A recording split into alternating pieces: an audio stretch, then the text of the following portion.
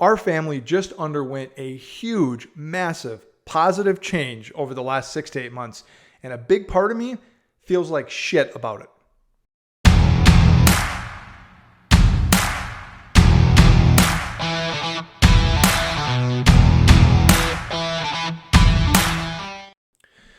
I'm sure everybody listening to this has gone through some massive change, probably multiple times over the course of their lives.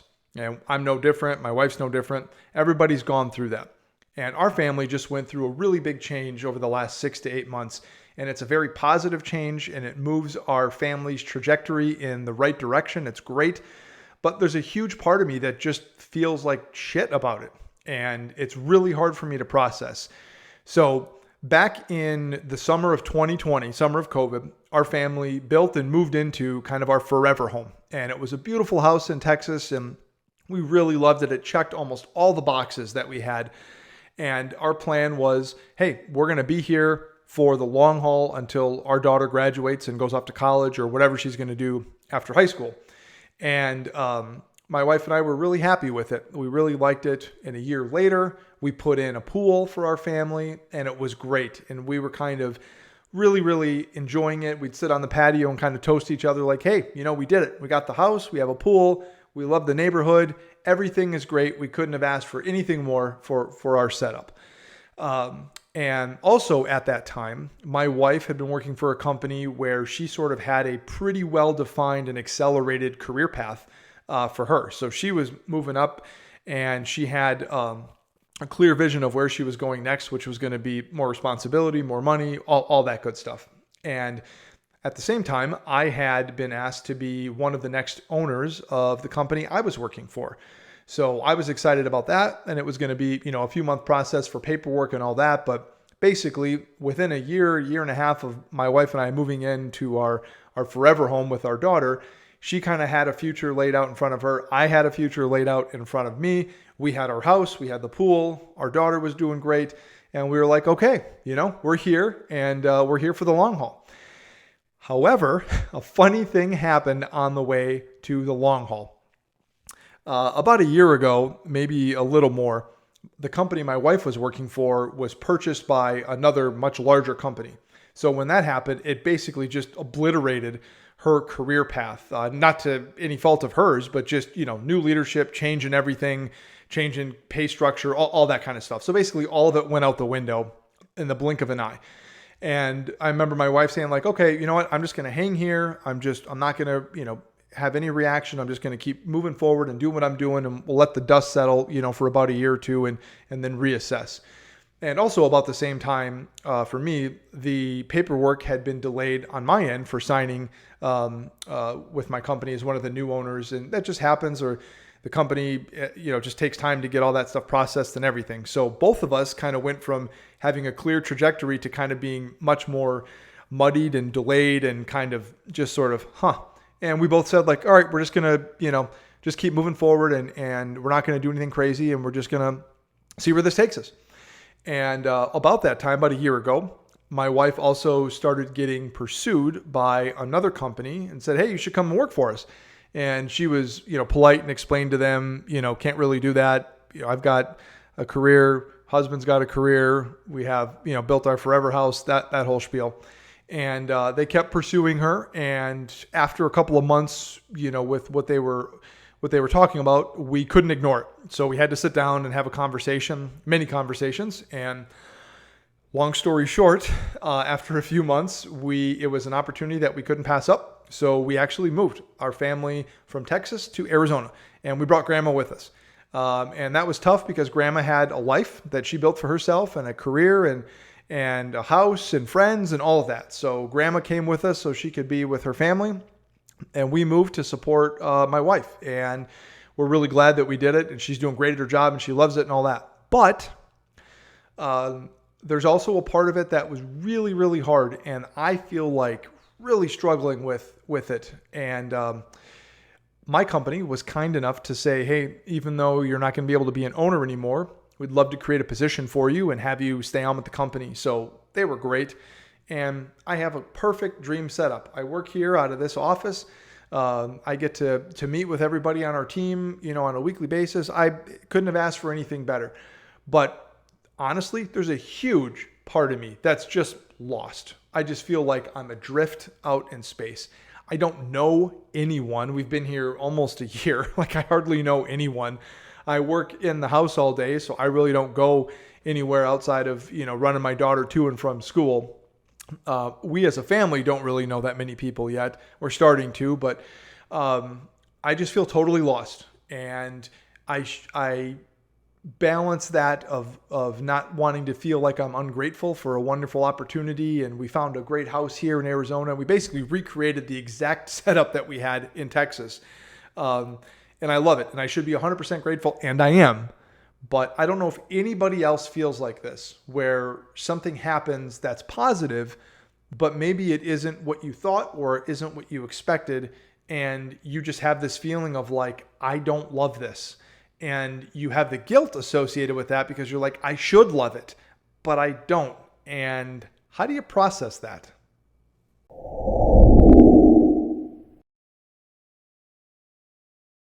I think one of the things that's most difficult to deal with when you're looking at a situation like this where there's change and you're not sure how to handle it is the balance of having faith or not. And faith in the situation, faith in a higher power, however you'd like to divide that up.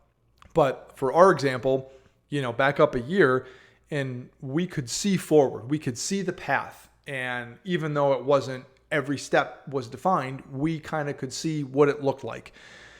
And now my wife still has that, right? She still has a career path at her job. My daughter has that. She still has a trajectory for school and where she's going.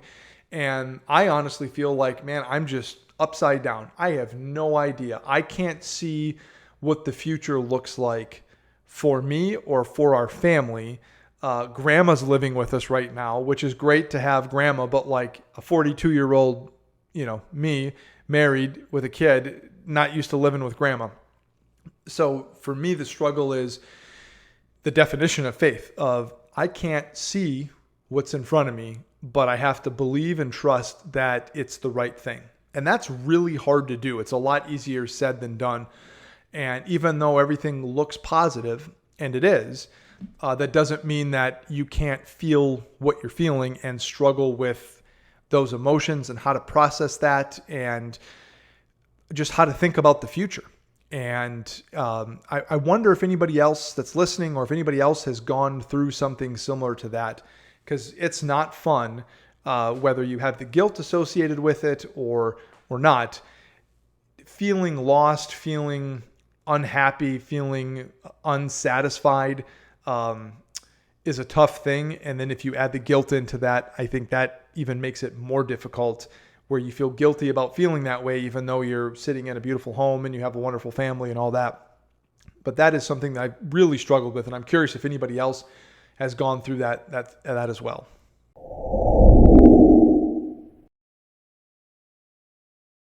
One of the things I've thought about with this is how I'm processing my emotions and what I'm feeling and kind of being lost and all of that is, what would I tell my daughter if she was older and in this same situation? Because everybody has that grass is greener syndrome. Everybody looks across and compares themselves to their neighbors or their coworker or the next person in the gym or whatever, whose car's nicer, any of that stuff. And it's not about any of that for me.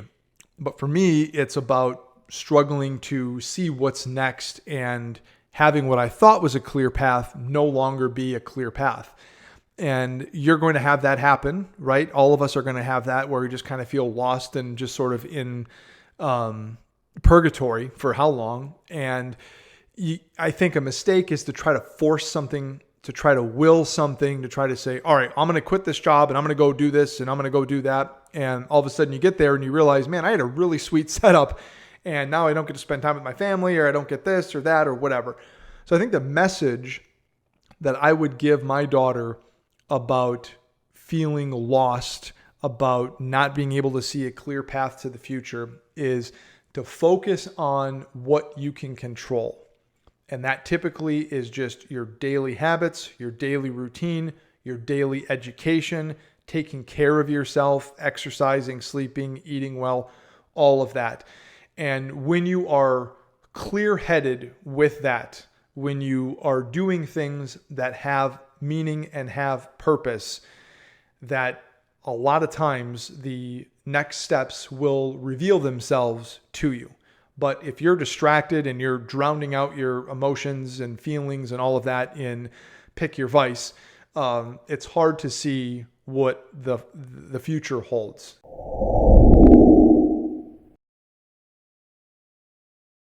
I think the final thing that I would tell my daughter is to have faith. And that's easier said than done. But I think a good first step in having faith is to remove doubt. You can't force yourself to have faith, but you can remove doubt. You can create the absence of doubt. And when that happens, I think that is a good first step to beginning having faith and beginning to see what the future will hold.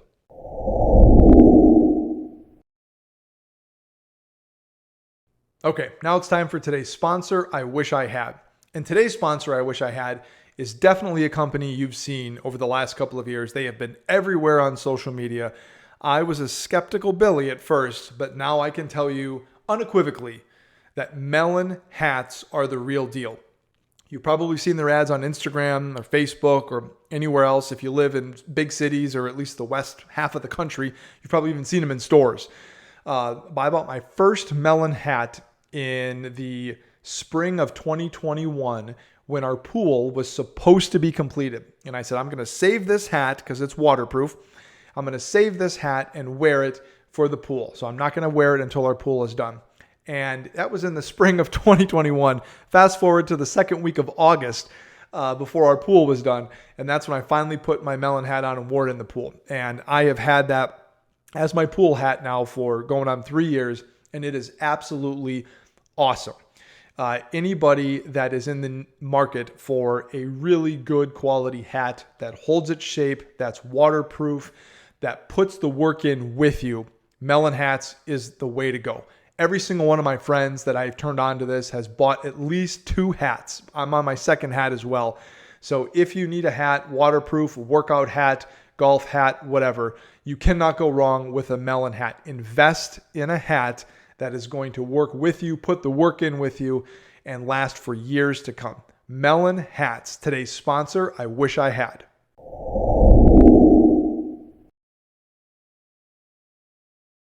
All right. Without going all social media podcast influencer here on you, I think we greatly underestimate our ability as individuals to manage and process change. And I think a great example of this, not for everybody, but for a lot of people, will be becoming a parent.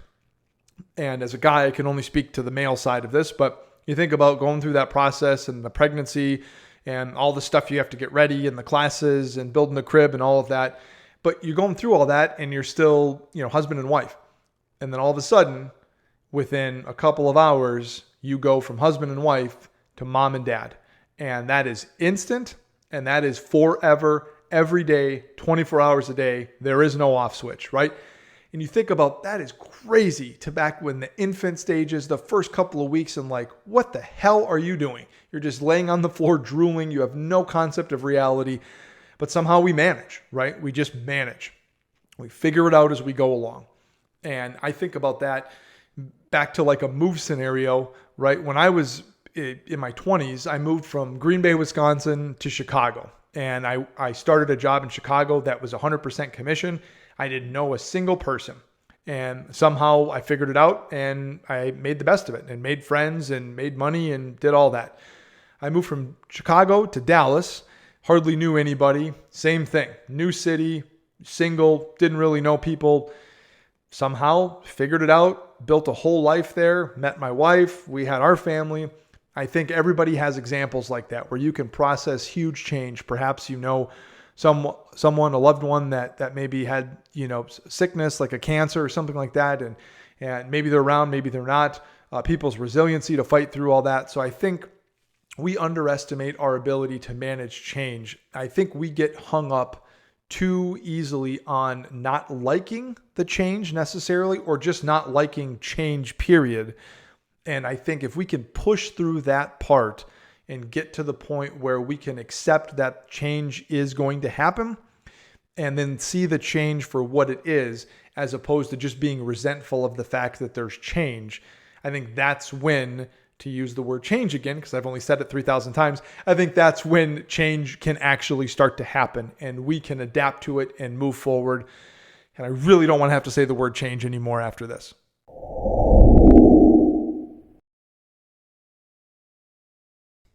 On the subject of change, I'm over that word. On the subject of change, I was thinking about this and I asked my mom, because she lives with us now, speaking of change. I asked her how many places she lived over the course of her life.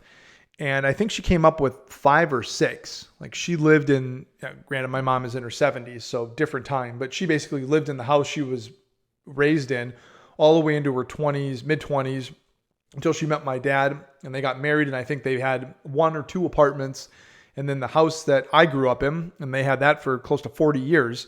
And then my mom had a house in Texas and now she lives with us. So there's 5 or 6, different living situations. And every time that you move, you're going to deal with some change. Even if you move in the same city, you're moving to a different part of the city or town, you're moving to a different setup, bedrooms and layouts of apartments and houses and all that are different. So my mom lived in like 5 or 6 places. I asked my wife, she was probably in like 13 or 14. And I did the math on mine and I was at like 17 different places over the course of my lifetime that I lived in. And I wasn't counting dorms in college.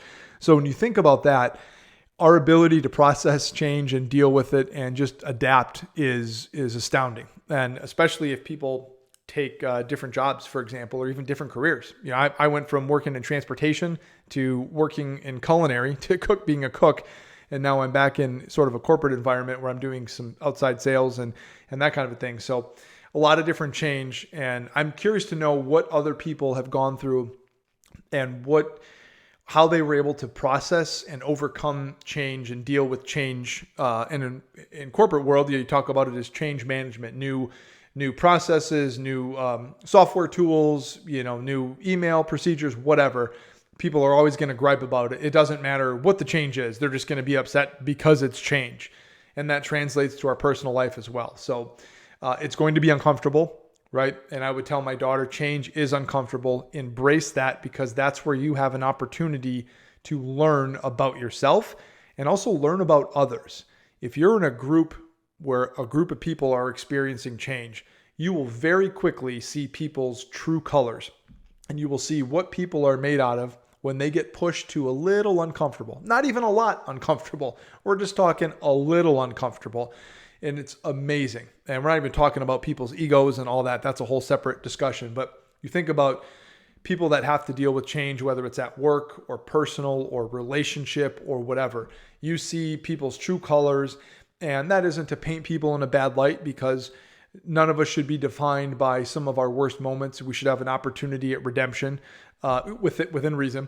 But when you think about that, you really can see what people are made of and how people operate. And that can be very, very eye-opening.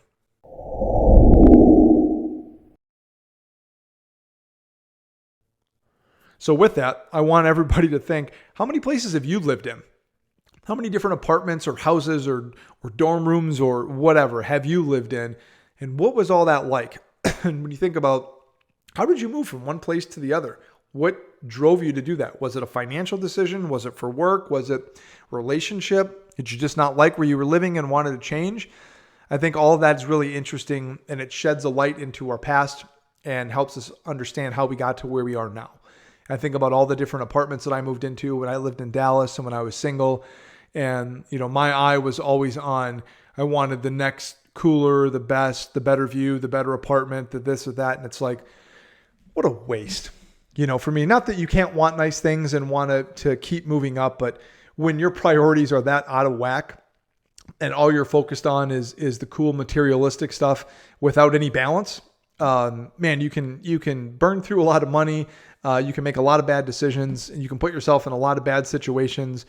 So for what? For the few times that you have people over that you hope they're impressed with your 1-bedroom apartment? I don't know. But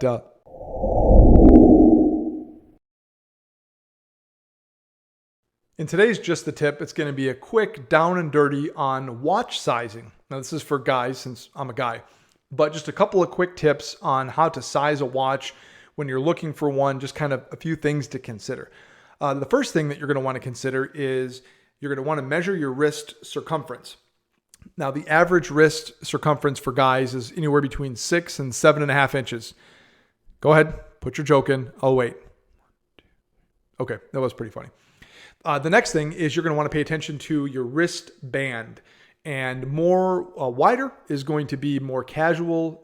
Narrower is going to be more formal. Typically, you want to find a balance in between. You don't want it so thin that it looks like a bracelet or so thick that it looks like you're wearing a belt. The next little tip is going to be to pay attention to the watch face and casing, right? So that's this part here, the face and the casing. You're going to want to determine the width and the thickness. Again, bigger is typically going to be more casual. Smaller is going to be more formal to a point. You don't want to have it so big that it looks like a Flavor Flav clock on your wrist, but you don't want it so small that it almost looks like it belongs on your wife's wrist. And finally, a little extra tip is going to be the materials of your watch band. So typically when you think about materials like this that are rubber or plastic or other synthetics, those are usually going to be more on the casual side, where metals like aluminum and stainless and gold and stuff like that are going to be more on the formal side. So you're going to want to balance all of that. What I would recommend doing if you are looking for a watch is go to a jewelry store where you can see a wide variety of watches and try a few on just to see the type of watches. There's so much information, and I am not an expert at all. I like watches, but I'm not an expert. But what I would say is you can't go wrong with a nice semi-formal watch that can look good with a suit or look good with a pair of shorts and a t-shirt. One that I've had for years is an Omega Seamaster. I got it way back for my 21st birthday. That's a great watch to have. Not cheap, but that goes with absolutely anything. So that's an example of that. And then you can have a watch like an Apple Watch with different casing or something like that and different bands to make it formal or casual or whatever. So watch sizing. Today's Just the Tip.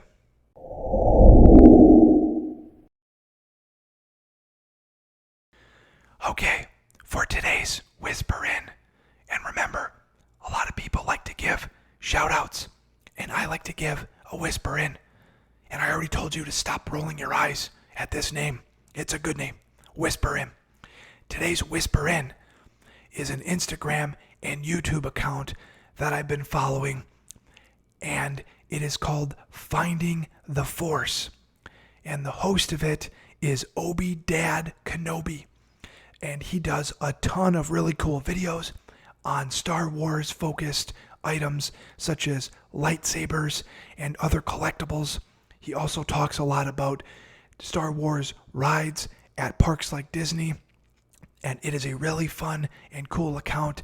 The guy seems pretty neat, and he's even answered a couple of my questions about the lightsaber that I bought sitting behind me. Finding the Force, Instagram and YouTube. Today's Whisper In. Check them out.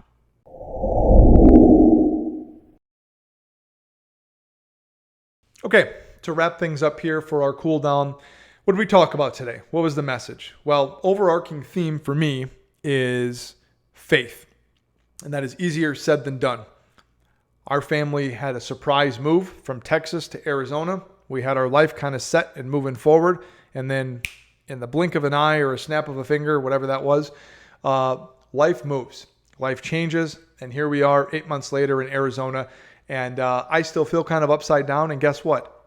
That's okay. It's okay to process your feelings. It's not okay to eat your feelings forever, but it's okay to process it and just deal with it and move on. I would tell my daughter the beginning of faith is the absence of doubt, and to stay focused and stay sharp and be ready and be surprised at what good fortune can come your way. We also talked about the sponsor I wish I had today, which was Melon Hats. I've got 2 of them. They are awesome. They're waterproof. They hold their shape forever. If you don't have one, invest in one. It is highly worth your money. We also talked about our ability as people to manage and process change. You think about how many life-changing events that you've gone through, your own life, whatever it is, how many places we've all lived, different apartments, houses, dorm rooms, whatever the case is. That's all change management. And if we can get past the stubbornness in our own head of not wanting to manage the change simply because it's change, if we can get past that, that is where the real change can happen. Our Just the Tip segment was on watch sizing for men. Pay attention to your wrist circumference, pay attention to the type of materials that the watch is made out of, and how big or small the watch is. Those are all some helpful tips. Lastly, our Whisper In segment. We gave a whisper in, not a shout out, a whisper in to Finding the Force Instagram and YouTube account. This guy, Obi Dad Kenobi, is heavy into videos and content on Instagram for Star Wars memorabilia, lightsabers, helmets, information on rides, Star Wars rides at Disney parks, stuff like that. Really cool account. Really seems fun, lighthearted. Definitely worth the follow and worth your time. Thank you for watching this week's episode and listening to this week's episode, and we'll see you next week. Remember, Saturday is Dadder Day.